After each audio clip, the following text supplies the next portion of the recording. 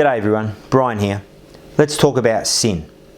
It's a strange thing to talk about because we live in a strange age, I feel. We live in a time when nothing is a sin. You want to do something, you go ahead and do it.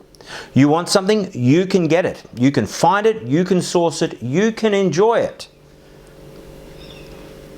The converse of that is that in fact everything is a sin.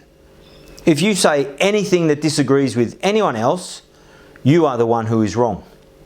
If you say anything, even if it's a joke, even if you're trying to make a point, doesn't matter, you are the sinner.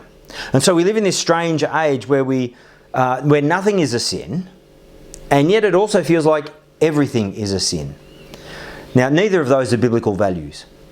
When the Bible talks about sin, it makes it very clear that sin is going against God's will. And God's will is made clear for us in the scriptures. And that's one reason that preachers preach each week in their churches, to encourage the people of that church to stay on the right and narrow track, to avoid sin, to live lives of holiness and godliness. Jesus talked about sin. It's not something that Christians just talk about. Jesus talked about sin. Here's a bit of what he had to say. If your hand causes you to sin, cut it off.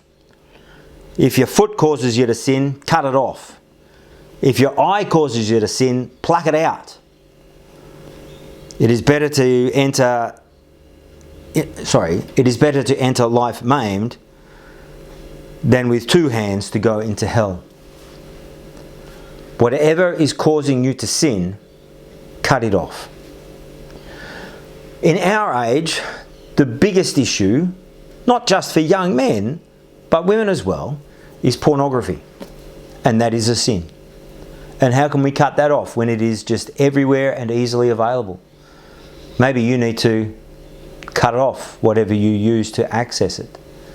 Whatever it is that is enabling your sin, cut it off. It can be a difficult thing to do. But with God's grace behind you, God's grace before you, and God's grace around you, you can. I hope that you will live a life free of sin and enjoy the freedom of Jesus. God bless you. Have a good day today. I'll see you tomorrow. Bye-bye.